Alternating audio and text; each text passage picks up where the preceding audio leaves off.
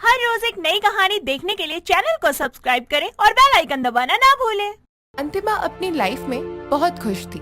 उसका बस एक ही सपना था कि जिससे भी उसकी शादी हो वो इंसान उसे समझने वाला, साथ देने वाला हो बस।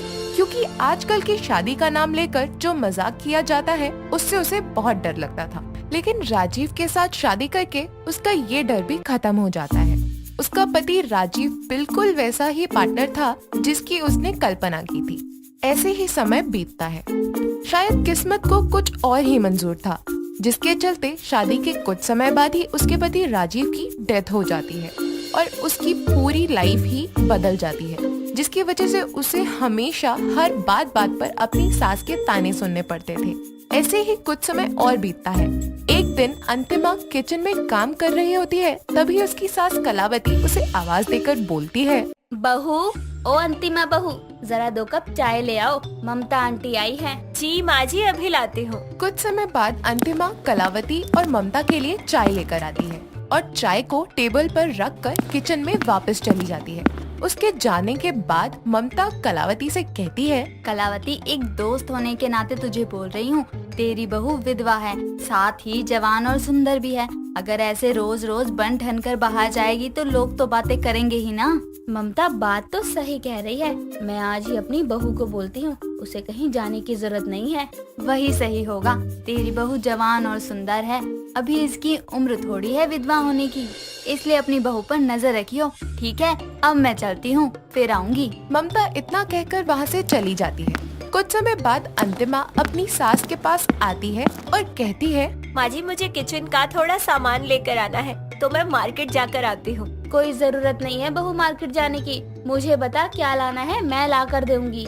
लेकिन माँ जी, मैं क्यों नहीं जा सकती? बोल दिया ना, नहीं तो बस नहीं। लोगों की बातों में आकर कलावती अपनी बहू अंतिमा का घर से बाहर निकलना तक बंद कर देती है, जिससे उस पर किसी की नजर ना पड़े।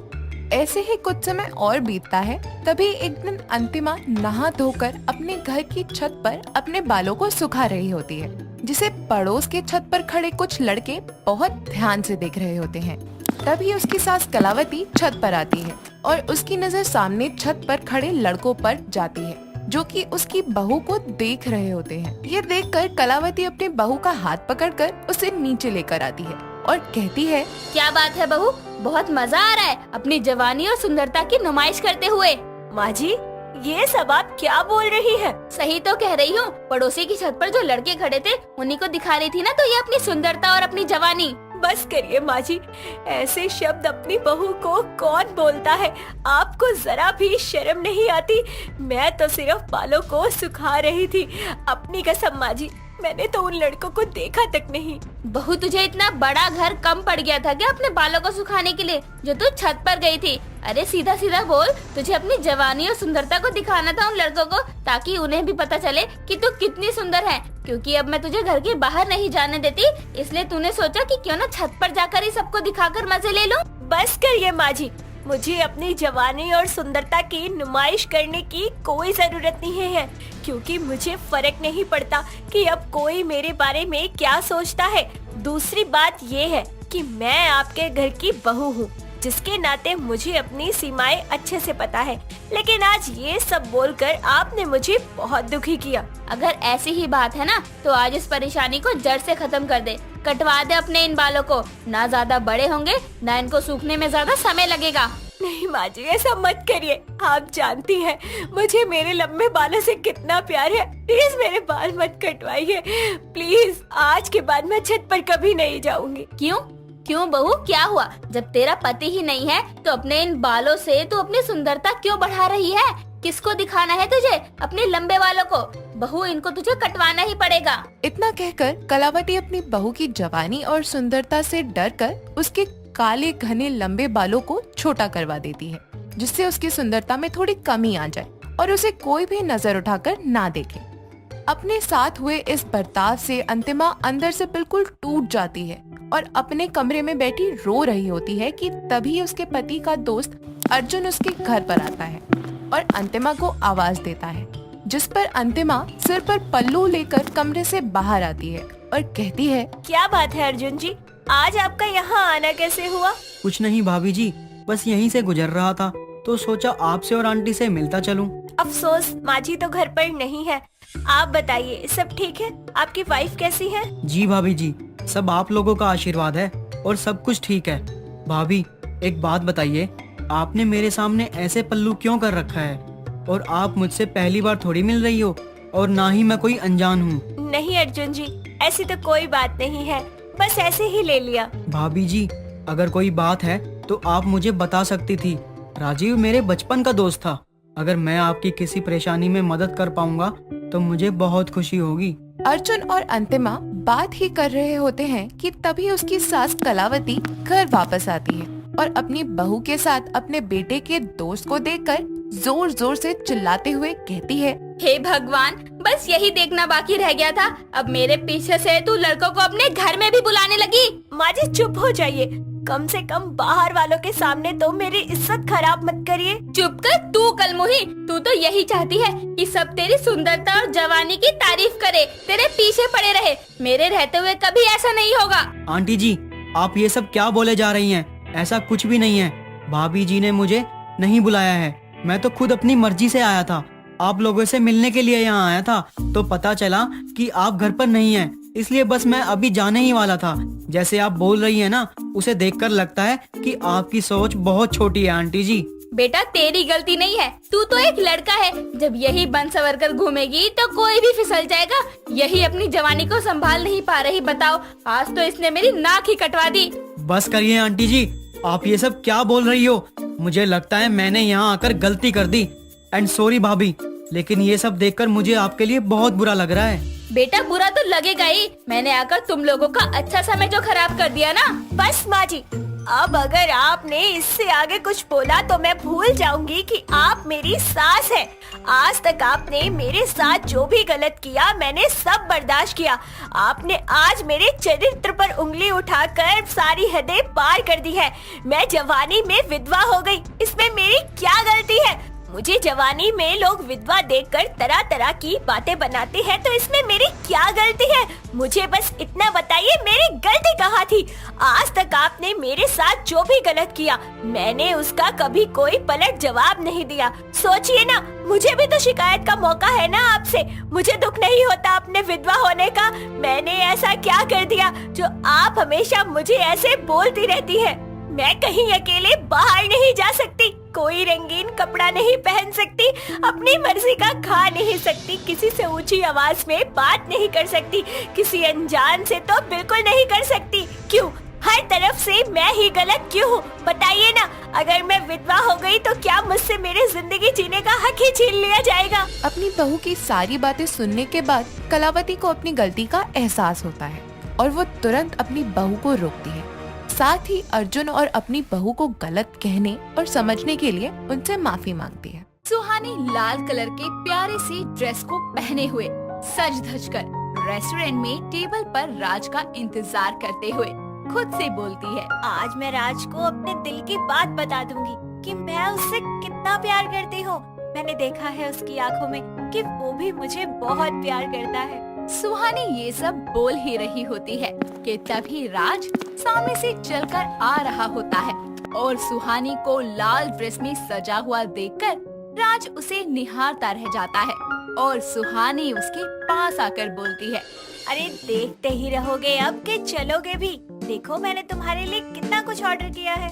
सुहानी उसे चेयर पर बैठा देती है, जिसके बाद वो उसे ऑर्डर किया हुआ खाना अपने हाथों से सर्व करती है। राज खाना खाते हुए सुहानी को देखने लगता है कि तभी सुहानी एक बार फिर उससे बोलती है, तो बताओ कैसा लगा? मैंने सब कुछ तुम्हारा फेवरेट ऑर्डर किया था, तुम्हें ये सब पसंद है ना? हाँ थैंक यू सुहानी। काश राज तुम एक बार पूछ तो लेते कि मैंने तुम्हें यहाँ क्यों बुलाया है। आज स्पेशल तुम्हारे लिए मैंने रेड कलर का सूट पहना और तुमने तारीफ भी नहीं की। सुहानी खा लिया मैंने, चलें घर अब? अरे ये तो बताओ कि मैं इस सूट में कैसी लग रही हूँ? तुम जो भी पहनो सब कुछ तुम पर बहुत अच्छा लगता है। राज जैसे ही खाना खाकर टेबल से उठता है, सुहानी उसके करीब जाकर उसे बोलती है, वो राज, मैं तुमसे बहुत प्यार करती हूँ, मैं तुमसे शादी भी करना चाहती हूँ। I really really love you. Suhani की बात सुनकर राज बात को टालने की कोशिश करते हुए उससे बोलता है, सुहानी, रात काफी हो गई है, चलो मैं तुम्हें घर ड्रॉप कर दूं। मैंने तुमसे कुछ कहा था ना, कुछ पूछा था, तुम मेरी बात का जवाब नहीं दे रहे हो और उसे टाल रहे हो। मैंने तुम्हारी आंखों में देखा है कि तुम मुझे बहुत चाहते हो, फिर मुझे खुद से दूर क्यों कर रहे हो राज? कुछ नहीं है, घर चलो, तुम्हारी माँ परेशान हो रही होंगी। वो कहते हैं ना, जब हमें किसी से प्यार होता है तो हम उसकी आंखें पढ़ सकते हैं। सुहानी ये जानती थी कि राज भी उससे प्यार करता है। फिर वो क्या वजह है जो उसे सुहानी से दूर होना पड़ा? राज सुहानी को अपनी कार में बैठाकर उसके घर ड्रॉप करता है, जहाँ रूपाली बोलती है, अरे सुहानी, आ गई बिटिया तू? आओ राज बेटा, तुम दोनों बैठो, मैं तुम्हारे लिए पानी लेकर आती हूँ। नहीं आंटी जी, मैं जरा जल्दी में हूँ, फिर कभी। राज के जाने के बाद रूपाली किचन में जाकर रोते हुए खुद से बोलती है, हे भगवान, और क्या क्या देखना बाकी रह गया। आज अगर मेरा बेटा संभव जिंदा होता तो मेरी बहू की आज ये हालत ना होती, ना वो विधवा होती, ना उसे सदमा लगता, और ना ही आज वो खुद को कुंवारी समझती। उसे तो ये भी याद नहीं है कि मैं उसकी माँ नहीं, सास हूँ। आखिर रूपाली कौन से पलों को याद कर रही है? आइए जानने के लिए कहानी में थोड़ा पीछे की तरफ बढ़ते हैं। सुहानी और राज कॉलेज में एक साथ पढ़ते थे। रोज की तरह वो दोनों बातें कर रहे होते हैं, जहाँ राज बोलता है, यार सुहानी, ये मल्टी कलर की ड्रेस तुम पर बहुत जच रही है, अच्छी लग रही हो आज तुम। अरे राज कब बताएगा इसे कि तू इसे कितना प्यार करने लगा है? थैंक यू राज, तुम्हें तो पता ही है कि मुझे रंगों से कितना प्यार है। फिर हमारी जिंदगी रंगों के बिना कितनी अधूरी है। तुम तो जानते ही हो कि रंगों के बिना कोई जिंदगी नहीं होती। दोनों बातें कर ही रहे होते हैं कि तभी उस कॉलेज में न्यू एडमिशन लिए संभव नाम का लड़का आता है और उनसे बोलता है, हेलो गाइस, मेरा नाम संभव है और मैं इस कॉलेज में नया हूँ। क्या आप ये मेरे को रूम नंबर बता सकते हैं कहाँ पे होगा? संभव को देखकर सुहानी को उससे पहली नजर में ही प्यार हो जाता है और वो बोलती है, जी हाँ, आइए मेरे साथ, मैं दिखा देती हूँ आपको क्लास। सुहानी उसे क्लास तक पहुंचा देती है, जिसके बाद वो दोनों कुछ ही वक्त में दोस्त बन जाते हैं और उनकी ये दोस्ती गुजरते वक्त के साथ प्यार में बदल जाती है। एक दिन संभव रोज लिए हुए उसे प्रपोज करते हुए बोलता है, सुहानी, आई रियली लव यू। मैं अपनी पूरी जिंदगी तुम्हारे साथ बिताना चाहता हूँ। मैं तुमसे शादी करना चाहता हूँ। संभव की बात सुनकर सुहानी के आंखों में आंसू आ जाते हैं और वो उसके गले लग जाती है। सुहानी का दुनिया में कोई और ना होने के कारण संभव एक मंदिर में अपनी माँ की मंजूरी से उससे शादी कर लेता है, जिसके बाद वो घर आते हैं, जहाँ रूपाली बोलती है, सुहानी बेटा, इस कलश को पैर मारकर अंदर आ जा। जी सासू माँ। सुहानी बेटा, तूने शायद ध्यान नहीं दिया, मैंने तुझे बहू नहीं बल्कि बेटी कहकर पुकारा है। आज से मैं तेरी माँ हूँ और तू मेरी बेटी, ठीक उसी तरह जैसे संभव मेरा बेटा है। थैंक यू माँ जी। मैंने अपनी माँ को कभी नहीं देखा, लेकिन आज आपको देखकर ऐसा लग रहा है कि अगर मेरी माँ होती तो वो भी मुझे इतना ही प्यार देती। ऐसे ही वक्त गुजरता है। सुहानी अपनी शादीशुदा जिंदगी और परिवार की सभी जिम्मेदारियों को बड़ी बखूबी से संभालती है। संभव को एक कंपनी में अच्छी जॉब मिल जाती है और एक तरफ जहां सुहानी खुश थी तो वहीं दूसरी तरफ राज दुखी होकर खुद से बोलता है, काश कि मैंने उसे अपने दिल की बात बता दी होती तो आज वो मेरी होती। खैर, प्यार सिर्फ पाना नहीं होता, वो खुश है तो मैं उसे खुश देखकर जी लूंगा। सुहानी, मैं तुम्हें कभी नहीं भूल सकता। वक्त गुजरता है। सुहानी की शादी को ऐसे ही 6 महीने बीत जाते हैं। एक दिन उसे सुबह सुबह चक्कर आते हैं और वो किचन में ही बेहोश हो जाती है। रूपाली ये देखकर फौरन डॉक्टर को कॉल करके बुला लेती है, जहां डॉक्टर बताते हैं कि सुहानी प्रेग्नेंट है। तभी संभव बोलता है, माँ सुना आपने, आप दादी बनने वाली हैं। हाँ बेटा, और तू पापा बनने वाला है, मुबारक हो। इस खबर को सुनकर संभव बेहद खुश हो जाता है, जिसके बाद वो दोनों इस खुशी को सेलिब्रेट करने बाहर जा ही रहे होते हैं कि तभी सामने से आ रही दूसरी गाड़ी से उनकी टक्कर हो जाती है और उस एक्सीडेंट में ऑन द स्पॉट संभव की मौत हो जाती है और सुहानी का मिसकैरेज हो जाता है। दिमाग पर चोट लगने के कारण सुहानी सब कुछ भूल जाती है, जिसके बाद रूपाली अपने घर से संभव और सुहानी की शादी की सारी यादें समेटकर अपने कबर्ड में रख लेती है और उसे अपने घर ले आती है। इस बात से अनजान राज एक रोज उसके घर आता है और रूपाली दरवाजा खोलकर बोलती है, हाँ बेटा बोलो, किससे मिलना है? सुहानी मेरी दोस्त है, उसी से मिलना है। वो तो जैसे मुझे शादी के बाद भूल ही गई। और संभव कहाँ है आंटी जी? वो भी मुझे भूल गया। राज के सवालों को सुनकर वो खुद के आंसू छुपा नहीं पाती, जिसके बाद वो बोलती है, संभव अब इस दुनिया में नहीं है और सुहानी को ये भी याद नहीं है कि वो विधवा हो चुकी है। ऊपर वाले ने उसकी जिंदगी के सारे रंग छीन लिए। अपने प्यार सुहानी को ऐसे हालत में देखकर संभव टूट जाता है, लेकिन खुद को संभाल लेता है और फिर वो रूपाली के घर में बार बार सुहानी की केयर के लिए आने लगता है, जिसके बाद वो सुहानी के साथ काफी वक्त बिताता है। आखिर ऐसा क्या है जो तुम्हें मुझसे दूर कर रहा है राज? इतना बोलकर सुहानी घर से बाहर आकर बैठ जाती है, जहाँ पड़ोसन उसे ताना देते हुए बोलती है, हाय दीदी, देखो तो संभव को मरे 3 महीने भी नहीं हुए और ये विधवा लाल रंग पहनकर घूम रही है। अरे एक तो संभव को खा गई कुलक्षणी, मुझे तो इसके तेवर ठीक नहीं लगते। पूरे मोहल्ले की औरतें उसे चारों तरफ से घेर लेती है। ये सब देखकर रूपाली राज को कॉल करके बुलाती है और राज उनके बीच में आकर बोलता है, हटो सब के सब, ये क्या कर रहे हो आप सब? एक औरत होकर भी आप लोग एक दूसरी औरत पर हाथ उठा रहे हो। शर्म आनी चाहिए आप सबको। अरे शर्म कर, विधवा है तू, क्या सुहागनों की तरह लाल रंग पहनकर घूम रही है? राज की बात का उन पर कोई असर नहीं होता, लेकिन विधवा शब्द सुनकर सुहानी को सब कुछ याद आता है, जिसके बाद रूपाली भागते हुए घर के अंदर से सिंदूर की डब्बी लेकर आती है और राज से बोलती है, राज, ये सिंदूर उसकी मांग में भर दे। ये समाज ऐसा ही है, विधवा के साथ हमेशा ऐसा ही बर्ताव होता आया है। इन सब का मुंह बंद करने का यही एक तरीका है। रूपाली की बात सुनकर राज उसकी मांग में सिंदूर भरता है और बोलता है, विधवा थी ना, लो हो गई फिर से ये सुहागन।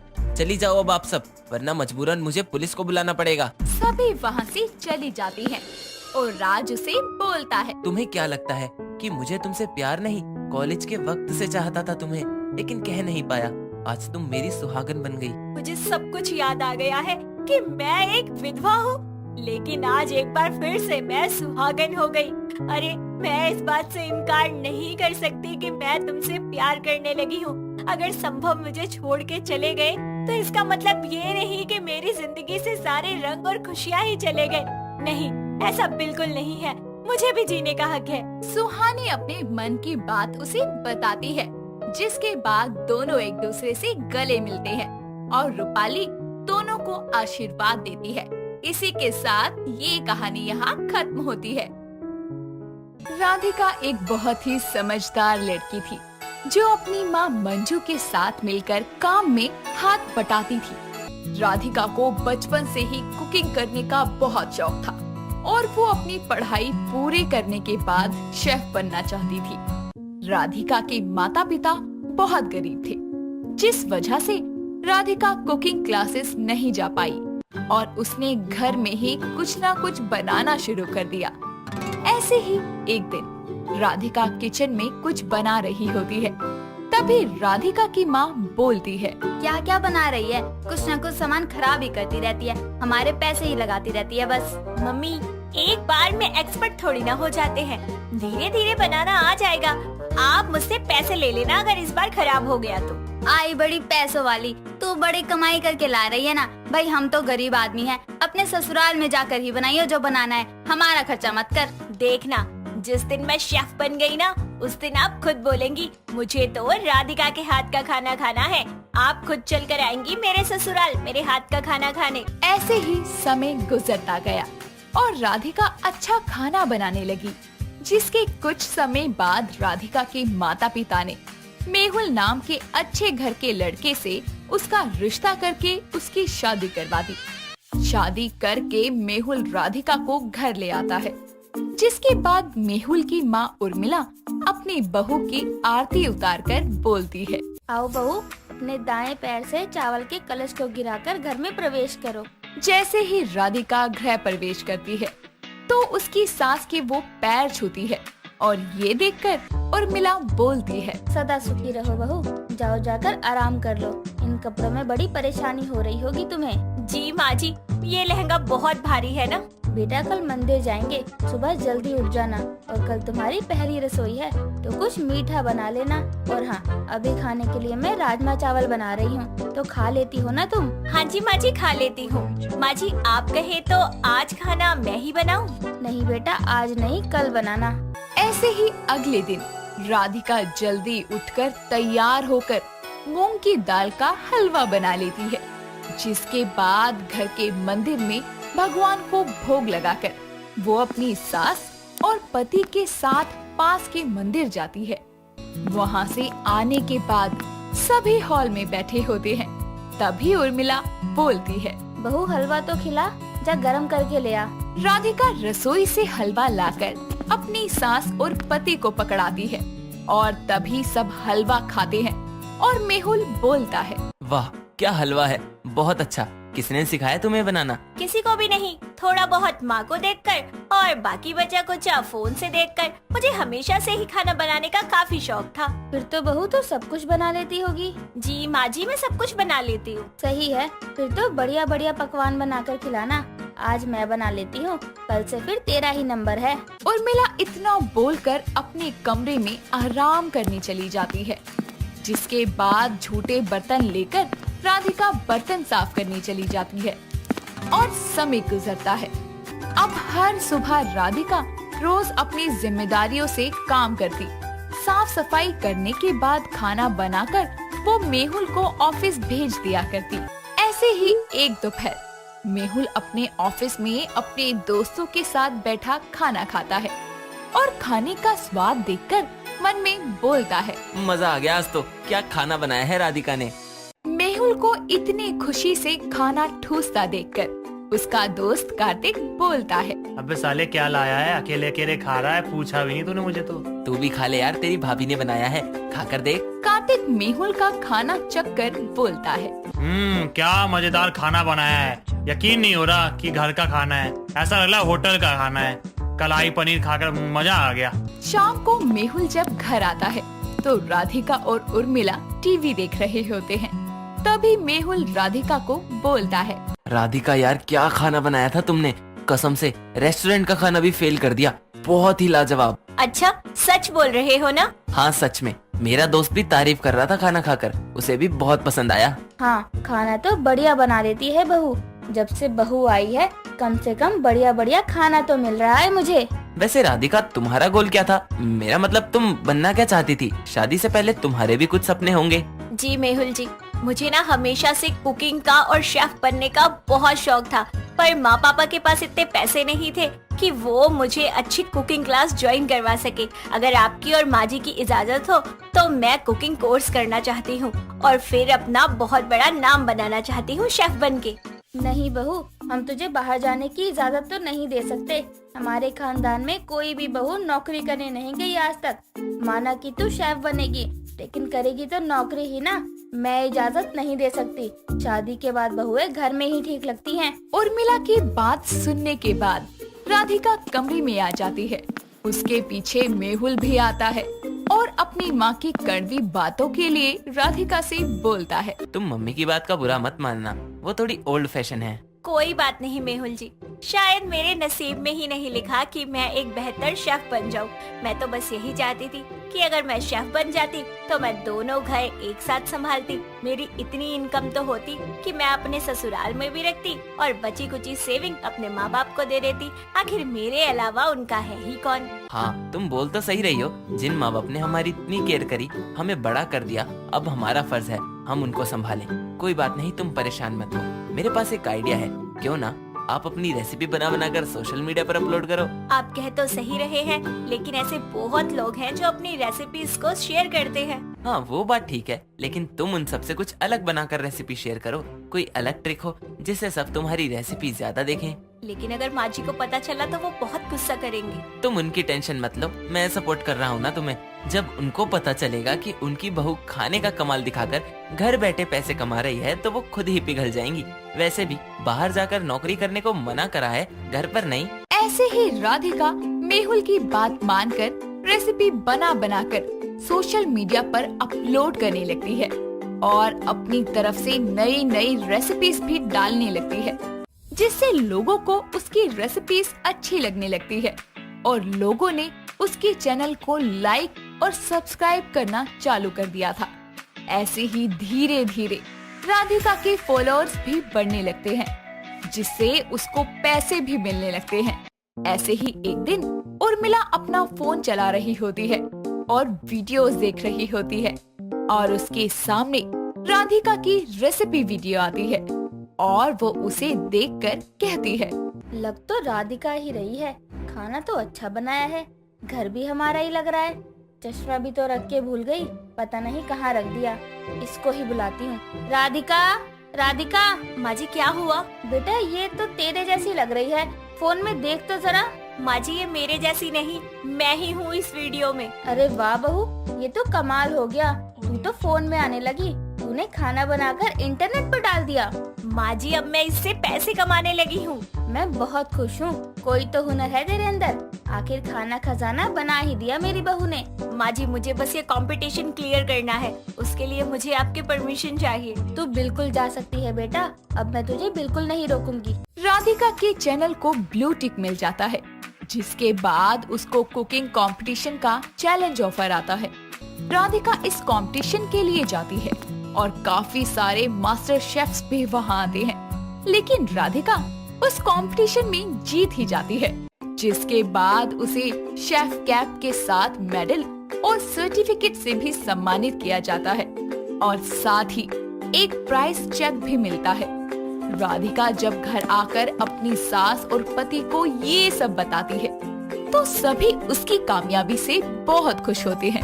सुमित्रा के अचानक सीढ़ियों से गिरने से उसके बेटे बहुत परेशान थे।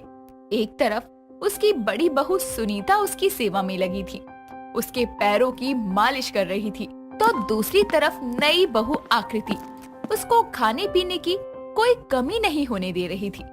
लेकिन सुमित्रा अपनी बढ़ती उम्र और बिगड़ती हालत से परेशान थी। इसलिए एक दिन वो अपने दोनों बेटों अमन और राकेश को अपनी अपनी पत्नियों के साथ अपने कमरे में बुलाकर उनसे कहती है, मेरे बच्चों और बहुओं, आज मैंने तुम सबको एक जरूरी बात बताने बुलाया है। देखो मेरी उम्र हो गई है, तो इसलिए मैंने सोचा कि अब मैं अपनी सारी संपत्ति का बंटवारा कर दूं। इसलिए मैंने पेपर्स बनवा लिए हैं, जिसमें मैं अपनी 70% संपत्ति अपने बेटे में जिसकी भी पहली संतान होगी उसके नाम करूंगी। क्या? पर माँ ये क्यों? पहली बात तो अभी आपको कुछ नहीं होने वाला, और दूसरी अगर आपको अपनी संपत्ति देनी भी है तो हमें बराबर बराबर दीजिए। कल को पहला बच्चा लड़की हो गई तो ये सब उस लड़की का होगा। मेरे लिए बच्चा लड़का या लड़की मायने नहीं रखता। इस खानदान का पहला बच्चा अधिक अधिकार रखेगा, जैसे तुझे मिले हैं अधिक अधिकार। तू बड़ा है इस घर का। आज तक क्यों नहीं बोला तुझे कि कंपनी में ज्यादा शेयर्स क्यों दिए गए हैं? माँ जी इनकी बात का बुरा मत मानिए, आपका फैसला सही है और जो बड़े होते हैं उस पर जिम्मेदारी भी तो होती है ना, तो उस हिसाब से आपका फैसला एकदम सही है। सीख अपनी बीवी से कुछ, आया बड़ा। बच्चे की और संपत्ति की बात पर राकेश कुछ नहीं बोलता। ये देखकर आकृति मन ही मन बोलती है, ये मेरे पति को कौन सा सांप सूंघ गया? इन्होंने एक शब्द नहीं निकाला अपने मुंह से संपत्ति के लिए। हे भगवान, ये तो सब कुछ अपने हाथों से गवा देंगे। सुमित्रा के फैसला सुनाने के बाद दोनों बहुएं अपने अपने काम पर लग जाती है। ऐसे ही कुछ दिन गुजरते हैं और एक शाम आकृति अपनी जेठानी सुनीता के कमरे के आगे से निकल रही होती है।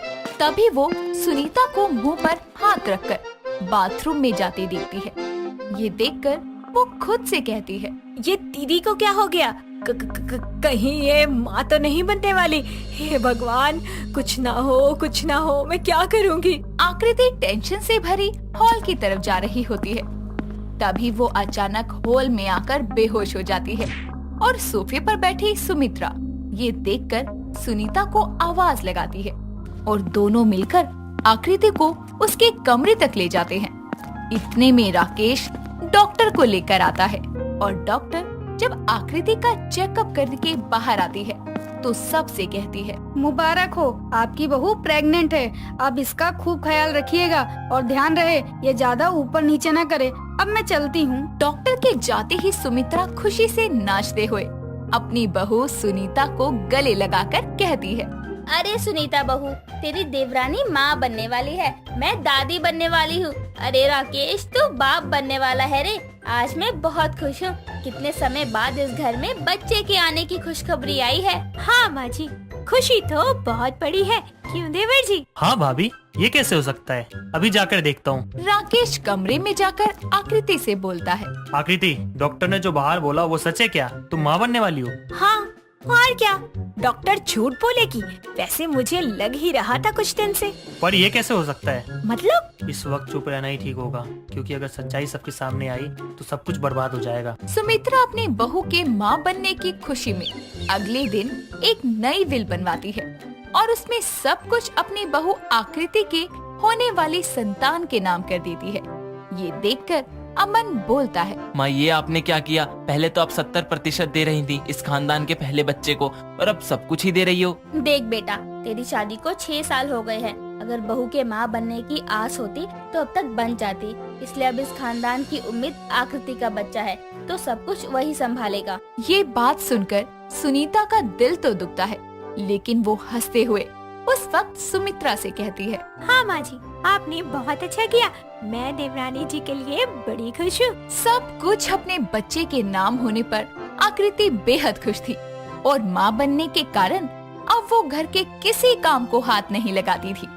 बस अपने कमरे में बैठे बैठे सुनीता को हुक्म दिया करती थी। उसकी प्रेगनेंसी के 1 महीने बाद सुमित्रा उससे कहती है, बहू चल हॉस्पिटल। पर क्यों माँ जी? मेरी तबीयत तो बिल्कुल ठीक है। अरे बेटा, प्रेगनेंसी में रूटीन चेकअप करवाना जरूरी होता है, उसी के लिए जाना है। माँ जी, वो मुझे राकेश जी का कॉल आया था।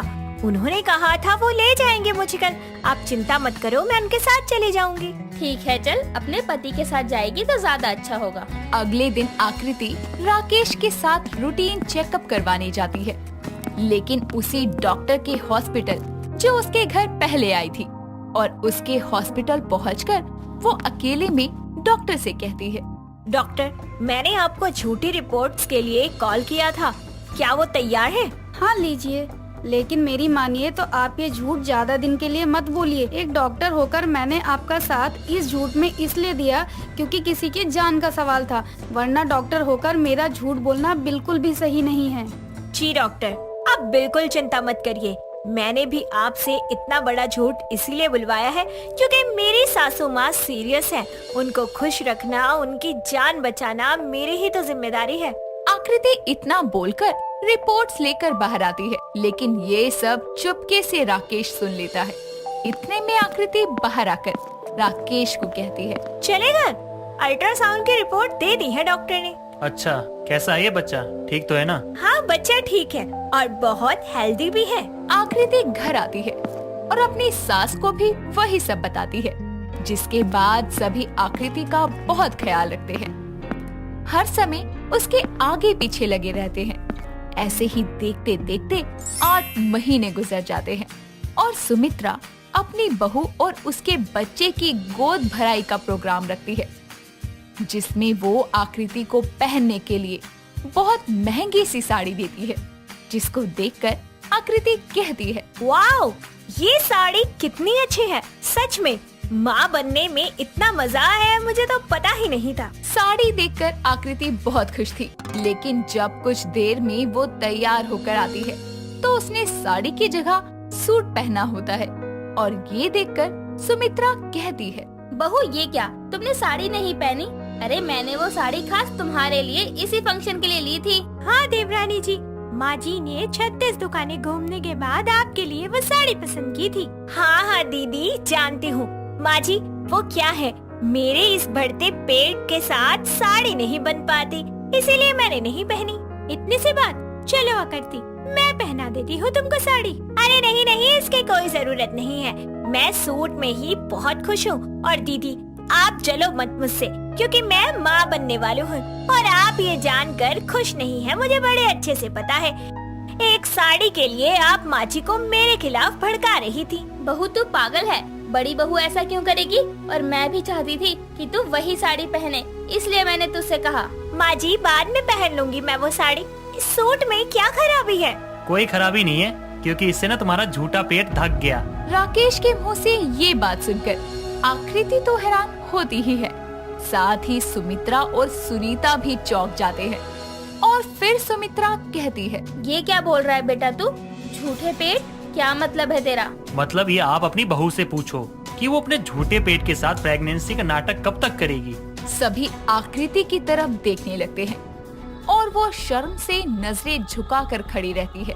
ये देखकर सुमित्रा कहती है, बहू जो भी राकेश ने कहा वो सच है, बोल जल्दी, सच है या नहीं? हाँ सच में माँ जी, मैं प्रेग्नेंट नहीं हूँ। सुमित्रा एक थप्पड़ मारते हुए आकृति से कहती है, आखिर तूने ऐसा क्यों किया? क्यों किया बहू? हमारी उम्मीदों का, हमारी भावनाओं का मजाक बनाया? आपकी जायदाद के लिए। मुझे तो शुरुआत से ही पता था कि ये झूठ बोली है, क्योंकि मैं बाप नहीं बन सकता। लेकिन ये सच्चाई अपनाने मुझे बहुत शर्म आ रही थी जब इसने अपने झूठ में डॉक्टर को ये कहकर शामिल किया कि इसकी सास मरने वाली है। अगर उनको ये खुशखबरी नहीं मिली तो वो मर जाएंगी। तो मैंने उसी वक्त सोच लिया कि इसका झूठ सही समय आने पर ही सबके सामने लाऊंगा। मैं काफी समय से इसके ड्रामे देख रहा था, लेकिन कुछ नहीं बोला, पर आज सही समय है बोलने का।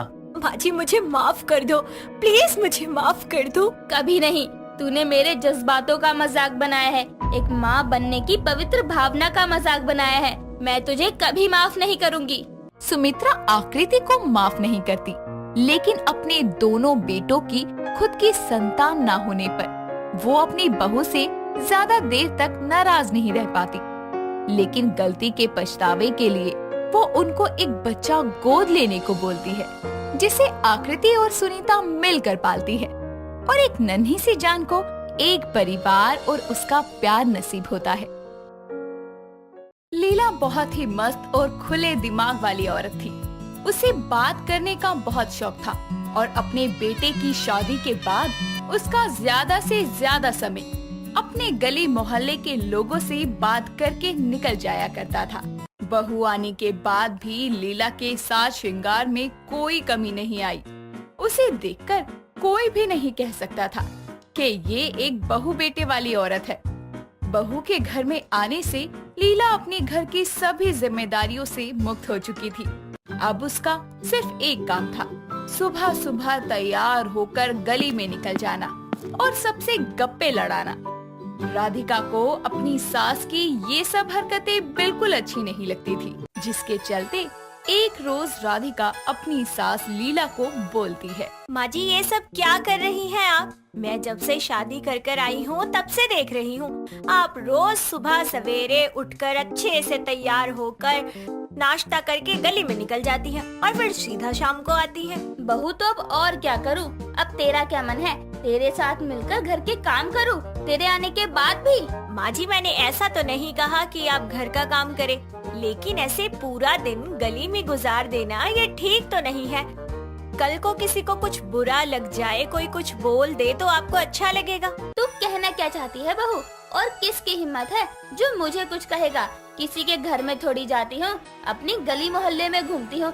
किसकी हिम्मत है जो मुझे कुछ बोल जाए? माँ जी बोलते हुए अच्छा तो नहीं लग रहा, लेकिन आपको बोलने की हिम्मत उन्हीं औरतों को होगी जिनके पतियों से आप सारा दिन गप्पे मारती हैं। मैं क्या करूँ बहू? अब जब लोगों को मुझसे बात करना इतना पसंद है कि वो लोग मुझे छोड़ते ही नहीं हैं, तो टाइम का पता ही नहीं चलता। माँ जी आपको सारा दिन गली में बस आदमी ही मिलते हैं बात करने और नैन मटक्का करने के लिए। तो मैं क्या करूँ बहू? औरतों के पास घर की बुराई के अलावा और कोई बात नहीं होती, लेकिन आदमियों के पास करने के लिए बहुत अच्छी अच्छी बातें होती हैं। और इसमें नैन मटक्का करने वाली कौन सी बात हो गई? वो आपको लगता है ना माँ जी, इसमें गलत बात नहीं है, लेकिन जरूरी तो नहीं है ना कि सबको अच्छा लगे।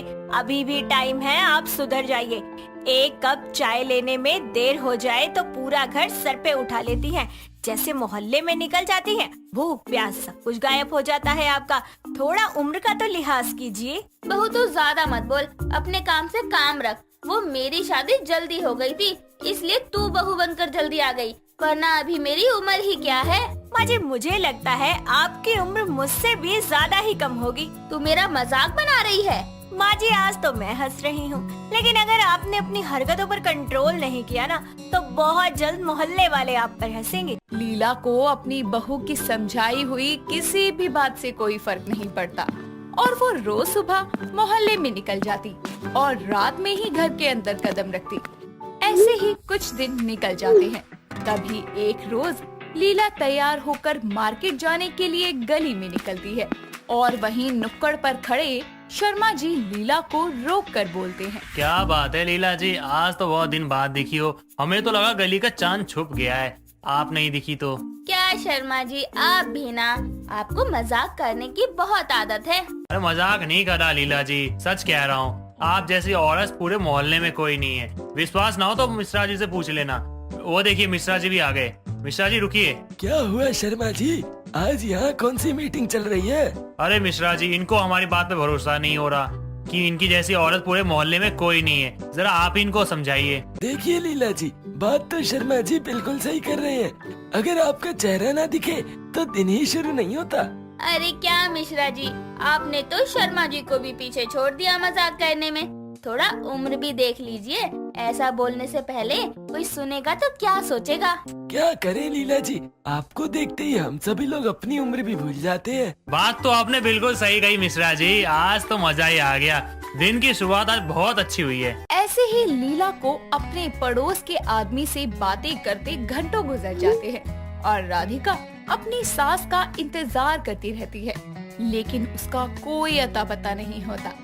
कुछ घंटे और गुजर जाते हैं और बहुत समय तक लीला मार्केट से वापस नहीं आती। तो राधिका घर के गेट पर जाकर देखती है तो उसकी सास लीला गली के नुक्कड़ पर खड़ी होकर बड़े ही मजे से मिश्रा जी और शर्मा जी के साथ नैन मटक्का करने में लगी होती है। ये देखकर राधिका को बहुत गुस्सा आता है और वो चुपचाप घर में आकर सोफे पर बैठ जाती है। थोड़ी देर बाद जब लीला वापस आती है तो लीला बोलती है, बहू आज कोई खास सब्जी नहीं मिली, तुझे जो समझ आए वही बना ले। माँ जी, सब्जियाँ तो आपको तब मिलेंगी ना जब आप मार्केट जाती।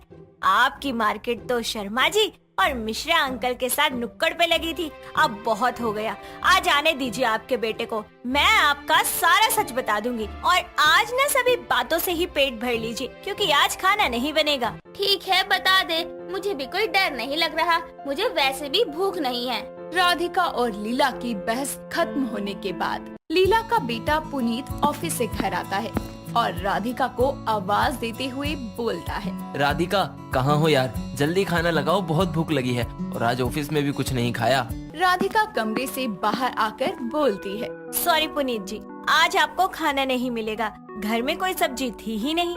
यार तो माँ को बोल दिया होता, वो ले आती। पुनीत जी, मैंने आपको काफी दिन से कुछ बताया नहीं, लेकिन आज बता रही हूँ। माँ जी ने मुझे बहुत परेशान कर रखा है। रोज ये आपके ऑफिस जाने के बाद पड़ोस में निकल जाती है और रात में घर आती है। पूरा दिन बस पड़ोस के आदमियों के साथ नैन मटक्के करती रहती हैं। इस उम्र में ये सब अच्छा लगता है क्या? गली की सारी आंटियां मेरा मजाक बनाती हैं। अरे वो तो ठीक है, लेकिन मैंने माँ जी को कितना मना किया, वो सुनती ही नहीं। माँ ये सब क्या है? राधिका सही कह रही है, ये लोग अच्छे नहीं है। पहले आपसे बात करेंगे, फिर बाद में आपका ही मजाक बनाएंगे, इसीलिए आप समझ जाओ तो अच्छा है। और तुम बताओ, खाना मिलेगा या मैं जाऊँ सोने? रुकिए, खाना बना है, आप बैठिए, मैं लगाती हूँ। पुनीत के समझाने पर लीला 2 दिन अपने घर से बाहर कदम तक नहीं रखती और सभी औरतों की तरह वो भी घर में ही रहती है। ऐसे ही कुछ दिन और निकल जाते हैं। उसका मन एक पल भी घर में नहीं लग रहा था। वो रोज गेट तक जाती और अपने बेटे की बात को याद करके वापस आ जाती। जब काफी समय तक पड़ोसी उसे नहीं देखते तो सोचते हैं कि लीला कहीं चली गई है और सभी पड़ोसी एक साथ मिलकर लीला के घर के पास खड़े होकर उसका मजाक बनाना शुरू करते हैं। उन्हीं में मौजूद शर्मा जी बोलते हैं, क्या कहें भाई लीला जी के बारे में, उन्होंने तो अपनी बहू को ही फेल कर दिया है। उम्र हो गई है लेकिन शौक अभी भी जवानों वाले हैं। बात तो आप बिल्कुल सही कह रहे हैं शर्मा जी, अच्छा टाइम पास है वो भी। अब उसको कौन समझाए, हर चीज की उम्र होती है, लेकिन उन्हें देखकर लगता है जैसे अभी अभी शादी करके आई है। लीला अपने गेट पर खड़ी पड़ोसियों की बातें सुन रही होती है, जिसे सुनकर उसे बहुत दुख होता है और उसे अपनी गलती का एहसास होता है। और उस दिन के बाद से वो किसी से भी जरूरत से ज्यादा नहीं बोलती थी, क्योंकि वो समझ जाती है कि लोग आपके मुंह पर भले ही मीठे होते हैं, लेकिन पीठ पीछे आपका मजाक जरूर बनाते हैं। दोस्तों, अगर आपको ये कहानी पसंद आई तो इसे लाइक करें, शेयर करें और कमेंट करके बताएं कि कहानी में आपको सबसे अच्छा क्या लगा।